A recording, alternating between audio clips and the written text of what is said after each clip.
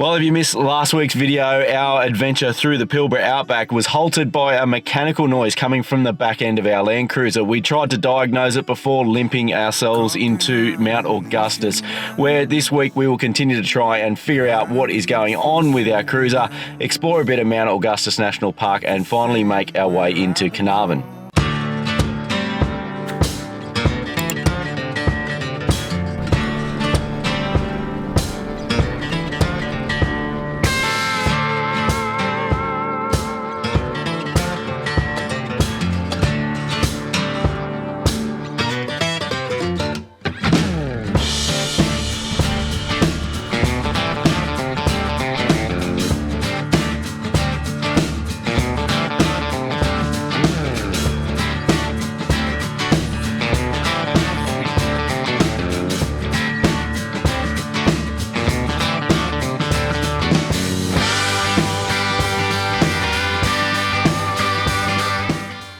What have you got there, Harrison? Lollies. Lollies. Stuck together. Oh, they're glued lollies, are they? Yeah. Is that one for me? No. It's for me. You have. What are you You after? take one out. Jamesy, what are you after? I'll take whatever I can get. Is that a gummy bear? Yep. Oh, yeah. The gummy bears are the best ones. What'd you get, James? Wing. Oh, he likes the rings. I'm trying to put it Oh, I on. love heart. Look at you.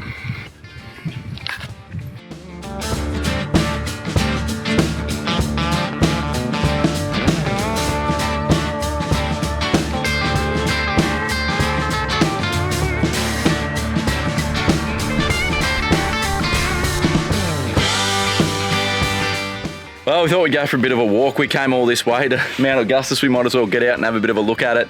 We just did one of the shorter hikes. It's a heap of different hikes and a heap of different things to see around Mount Augustus. Bit of a short but challenging one, this one. Yeah, it's really nice actually. It just goes through the riverbed and then makes its way up against the gorge, but I can't compare it to anything else. This rock is, I was reading today, it's twice the size of Uluru. So it's absolutely gigantic, but it doesn't look as impressive as Uluru, I think, because there's little trees all over it. It doesn't look like one giant rock. It just sort of looks like a giant mountain, but technically it is. So yeah, it's definitely worth coming out here to check out. There's just no one out here. It's honestly, it's so good. And the fact that it's the largest rock in the world, you can definitely tick it off your list and come out here. I reckon I've been pretty impressed with the station as well. It's described as a caravan park. It is much more of a station stay. If you prepare yourself for a station stay, yeah, that's what you're in for. It's good to just get out and clear our heads and sort of, yeah, just get away from everything for a little bit. Don't know what's going to happen from here. We're still figuring out the best course of action, figuring out what we're trying to balance that thing like you do in situations like this between being cautious and sensible, but also not being overly, what would you call it?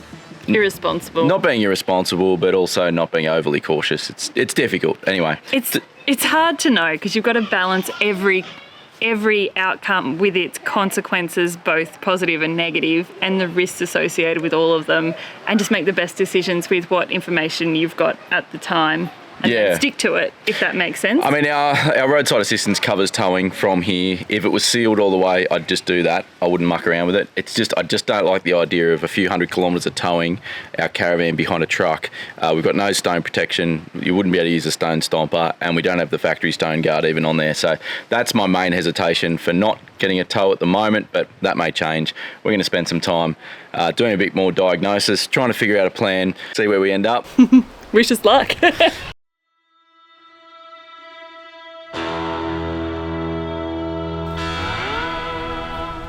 What's Dad doing, James? Taking the bolts off that. Where's it? That's the gearbox. Then where's the engine? Right up the front. Well, the next day I got back on the tools and decided to have another crack at trying to diagnose or isolate the issue with the Landcruiser, including taking it for a couple of test drives and removing the tail shaft. But I got no closer to figuring out what it was that was causing the issue. On the plus side, we got treated to another cracking sunset over Mount Augustus.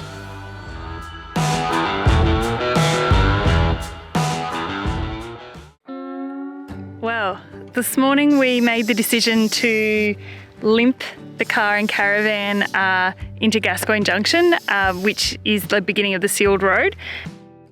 I'm very happy to report that we were able to drive the car at about 50, 60 k's an hour without hearing the noise whilst towing in four-wheel drive. And so we've made it to the sealed section now. So now that we're here, we're just going to go a little bit further to at the Gascoyne Junction pub, which is where we're going to stay for the night. We have this horrible feeling it is the Diff. And so basically our plan from here is now that we're on sealed and we can just call the tow truck if we need to, and it won't impact the caravan on a sealed road, we're going to try and see if we can get that noise to happen again. And if it does, it's tow truck time. We're not going to damage the car any further and just get it on a truck to Carnarvon. And then if it doesn't, then we'll make another plan from there. So now it's time to air up and see how we go. Fingers crossed. I don't actually know what I want. I don't know if I want to find out that it's just been something caught or jammed in a dust seal or something, like a rock somewhere funny or yeah, I think what I want is a definite answer to the problem so that I can have faith in the vehicle and in your gear, that you can go to outback places and just have that that sense of reliability in your setup. That's what I really want, is just a definite answer. On a side note, it's currently mid to late August and it is officially wildflower season in Western Australia right now. It is crazy. Just last week, holy smokes, it's like meadows of flowers.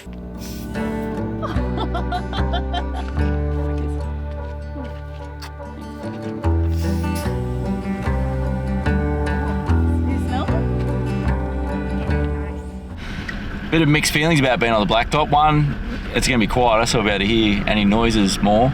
But two, we can't run in four-wheel drive practically anymore, so yeah, that might put more strain on things. Gascoyne Junction's the objective. Let's see how we go. Very mixed feelings about this.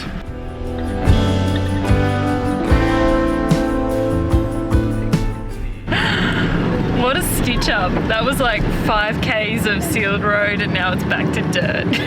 And we've only got 50 k's to go. Do you stop and air down again and then do it all over again in another 20 k's? Or do you just ride it out? Oh, it's the game that keeps us guessing. It's always the way. It's the same with airing down. You're always trying to guess, like, is it going to go, how much dirt is it, how bad's the dirt going to be, and then you make the call to air down and then it goes back to tar. Or like this way around, you're like, oh, we're good, we're on the tar now, because someone said to me, it's about 50 k's out, it turns to tar, and we were 60 k's out and it turned to tar, so I thought, oh, sweet, that's it. Nah, it was a false section of tar. You can't win sometimes, it feels like, with airing down and airing up. But anyway, it is what it is. On the plus side, we're back in four-wheel drive now, so take a bit of strain off that Diff. Amazing. Okay, we've made it to Carnarvon.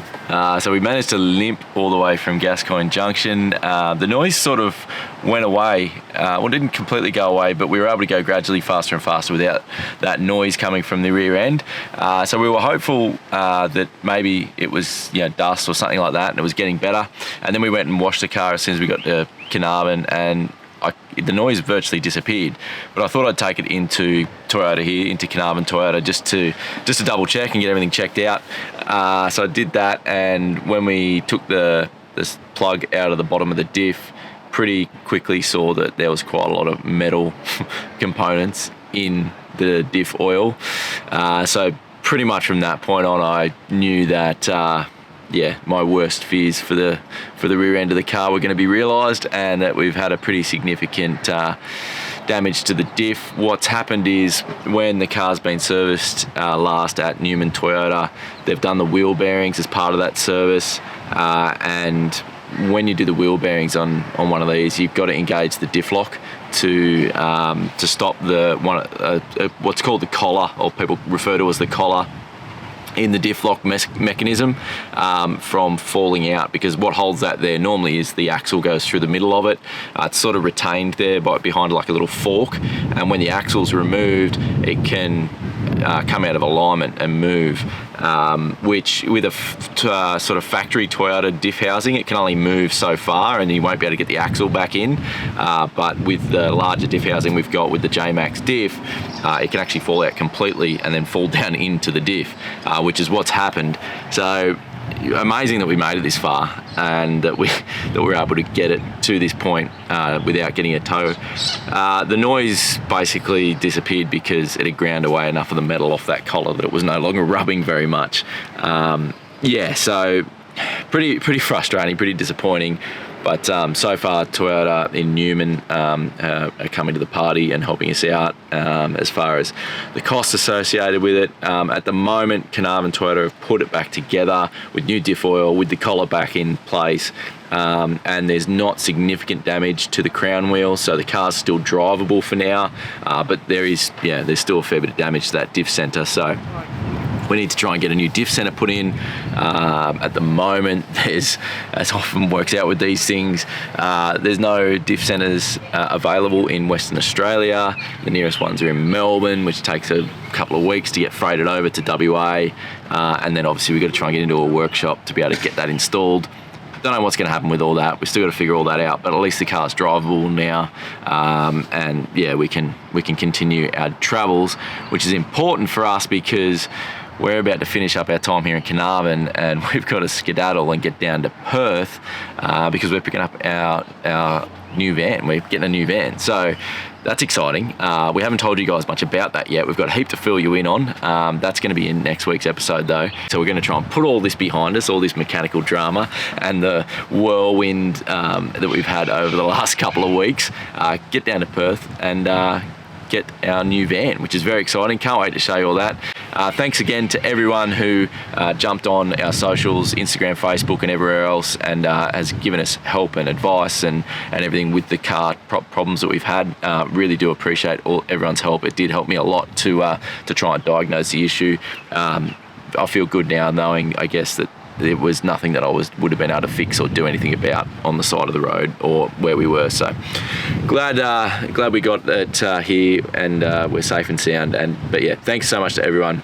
A bit of a real world update. We've just fast forwarded to real time now. So that was a few weeks ago. We were in Carnarvon there. I'll give you a bit of an update soon on what's going on with the Cruiser. We've actually just had it completely repaired and fixed. I'll give you an update on that soon. But one of the other big challenges that we face when we're traveling is getting projects done. I've always got projects on the go, something that I'm trying to get done, and getting those products delivered and things that we want to install and things like that, all the bits and pieces we need is always a challenge. So we had a few things waiting for us in Carnarvon that we're going to get installed while we're there.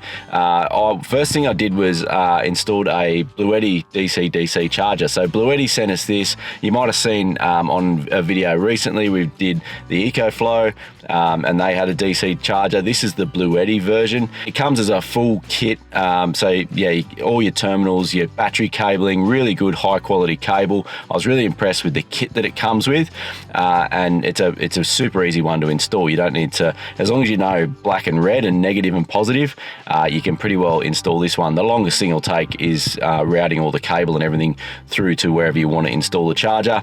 I installed ours in the back end of the car here where it's nice and accessible and easy to get to, and it gives you these MC4 connectors that come out of it, so you can use those to charge up the Bluetti power stations. At the moment we're using it to charge this little AC50B, which is the Bluetti unit we're using at the moment that we just did a giveaway on recently, and it'll charge that up at about 260 watts. Now, different to other DC chargers, this one actually steps up the voltage rather than stepping up the current or the amperage. So these ones will do a higher voltage, like I said, but keep the amperage at 10 amps.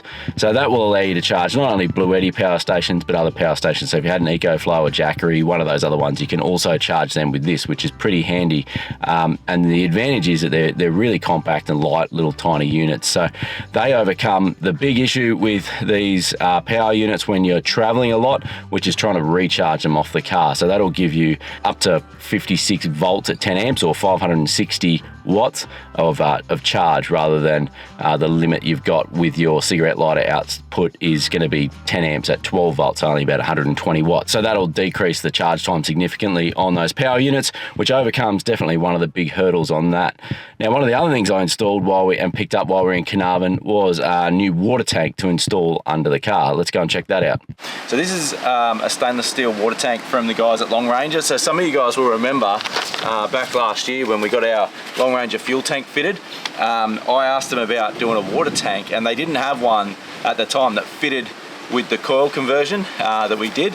So they said they would develop one, which was pretty cool. So they used our car to scan, and then they built and designed and built this new tank for coil converted 76s. So it'll suit 2016 to 23 model cruisers, 76s with a coil conversion. So it's a 37 litre water tank, which is pretty handy, about 2 jerry cans worth. It's a handy amount of water. So it's a fully stainless steel tank that they make, baffled. So yeah, pretty impressed with the build quality. It's pretty cool. And as you can see, they go to a lot of effort to make it the exact right shape to maximize its capacity. It comes as a full kit with everything we need, so all the bolts, screws and everything like that, and includes the water pump and the wiring for the water pump, which is pretty awesome. So this actually will fit, this pump is going to go under the car with the tank, so it's tucked up out of the way and doesn't take up any room inside the cabin. They also supply their own switch and everything. We won't be using that. We're going to be using our switch panel that we've got in the back. They supply the breather hose and the filler hose and the supply hose for the pump. So a pretty comprehensive kit, and this is a bracket that we're going to install that goes between the chassis rails to pick up some mounts, and then the rest of it just mounts to the existing chassis point. So yeah, I'm pretty impressed. It's pretty cool to see it come to fruition after being there and talking about it with the guys at Long Ranger, and yeah, and them designing it, and they've done an outstanding job. So we'll get this fitted up, and I don't know how I'll go this afternoon, whether I'll get it fully plumbed and wired, but I'll definitely at least get the tank put in.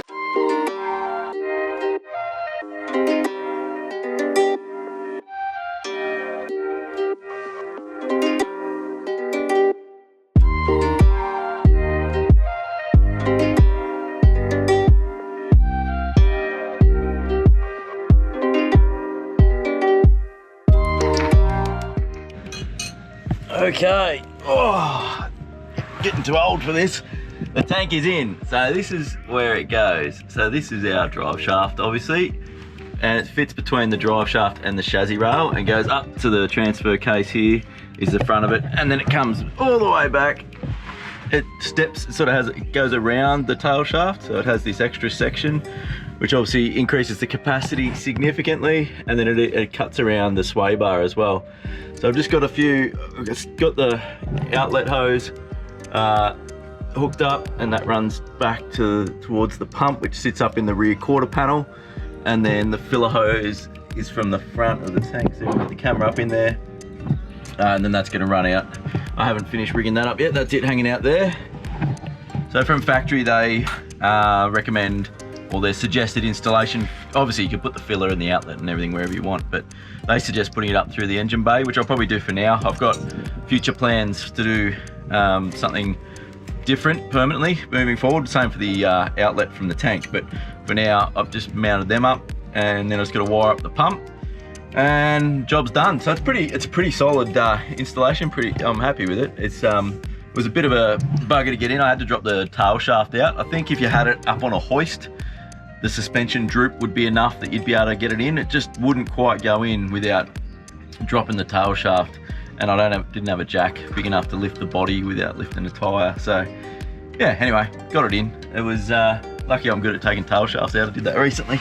If you watched our last video, or maybe that was in this video, I don't know. But yeah, now all I gotta do is just run the wires up into the cabin, wire the pump. I probably won't do that today. This is already day 2 working on this, in case you didn't tell. And yeah, I did a few hours on it yesterday and a few hours this morning. But yeah, I got a bit of other auto electric stuff, a few other things to wire up, so I'll do it all at once. I'll just run the wires up into the cab for now, and we're going to run it off our secondary battery as well. But yeah, job done. These things always take longer than you think. I read the instructions yesterday and I thought, that'll be all right. I'll just, yep, easy, just bolt it up, hook up a few hoses, job be done. But they say 4 hours. I reckon if you don't have a hoist and you're working off the ground like this, it might even be a little bit more than that. Not so much the tank, more just running all the hoses and wiring and everything. But anyway, job done. It's time to do something else. So with almost 40 litres in that tank underneath, I mean, that's super handy just for day trips and things like that, washing hands and just having a bit of water on board. But a lot of you would have seen we use a 100 litre water bladder that goes across the back of the seats as well at the kids' feet. So it's 100 litres there, plus 40 underneath, plus we got room in this gull wing to carry 2 jerry cans as well if we really wanted to. So I mean, potentially carry up to almost 180 litres of water pretty comfortably, which is awesome for restocking, for bringing water back to the caravan if we're base camping and stuff. But even just for if we want to do some extended trips without a caravan on. But if with that, we've also got the payload to be able to carry all that full and the caravan tanks. So I mean, you're talking with the caravan tanks, there's another 270 odd litres in there, so we're like 450 litres or something of water if we were to fill everything to the brim, which we would rarely do, but it's cool to be able to do that if we wanted to. And our new van that we're speccing at the moment, we're trying to spec even more water, so we'll see how that all plays out. But yeah, I mean, for now, I just think you can't have too much water storage basically, and versatility, having some in the van and some in the car is ideal. So I think this is going to be really, really handy. And yeah, carrying jerry cans and stuff isn't ideal, so having this on board all the time and direct access to it with plumbing is going to be awesome. Alrighty, so what's the update on the Landcruiser? Well, firstly, I've got to say a massive thank you to Pilbara Toyota or Newman Toyota. Now that may surprise you, considering it was a pretty big stuff up by them to our car that caused that issue in the diff. But to their credit, they have no idea. I never told them that we had a YouTube channel or that we did any sort of social media. They see me just as a member of the public like anyone else, and they were outstanding. I was extremely impressed with how well they handled the situation. From the moment I first got in touch with them, they were extremely apologetic, extremely understanding of our situation, and they took care of absolutely everything. So they paid for our accommodation while we were there in Carnarvon. They paid the bill at Carnarvon Toyota to have the diff stripped down and put back together. And we've just finished up now in Bunbury, and we've had the diff centre replaced. Now, why Bunbury? Well, it was just the earliest workshop we could get into in the Perth area. We've made our way south now from Carnarvon to pick up our new van, as I mentioned earlier. We'll tell you more about that in next week's video. I'm really looking forward to showing you the van that we've got in next week's video. But yeah, for now, we've had the whole diff centre replaced, all paid for and sorted out by Pilbara Toyota or Newman Toyota. We understand mistakes happen, and like I said, it was a bit of a stuff up, or it was a significant stuff up by their workshop, but they did everything they could after the fact to rectify the situation. We're more than happy with how well we've been looked after, which I've got to say surprised me, because I was extremely worried at the time that we were going to have a bit of an argument about whose fault it was and who was going to pay the bill and all that sort of thing. Particularly because we've got an aftermarket rear diff. I thought that would become an issue, but yeah, look, they never once questioned or argued any of that. They were very forthcoming, and like I said, really apologetic. And yeah, look, we can't really sort of say a bad word about them. I think they really surprised us as far as how well they looked after us. So like I said, the cruiser's all fixed. We've picked up the new van. We've all been a bit crook as well. We just got back from Singapore, went over there for a bit of a break, a bit of a holiday, and yeah, we've all picked up this virus over there, so a bit crook. We're getting over the back of that, but like I say, we've just left Bunbury. We've got the brand new van hooked up. The car's all fixed. We've got some new outback adventures planned. We're heading inland. We're getting away from the coast again. Got some awesome stuff planned. We're going to leave the van behind for a little bit, do a bit of full driving, a bit of swag, flag camping, and then pick the van back up and head into the outback, head into the deserts. Got some awesome stuff coming up. Can't wait to show you all that and the new van and everything. That and heaps more is coming up next week. Don't forget to subscribe to the channel so you don't miss that. Hit like on the video if you enjoyed this one. Really appreciate that, and leave us a comment as well. We love getting all your comments and all your feedback. Cheers, guys. We'll see you next Sunday. I think it's time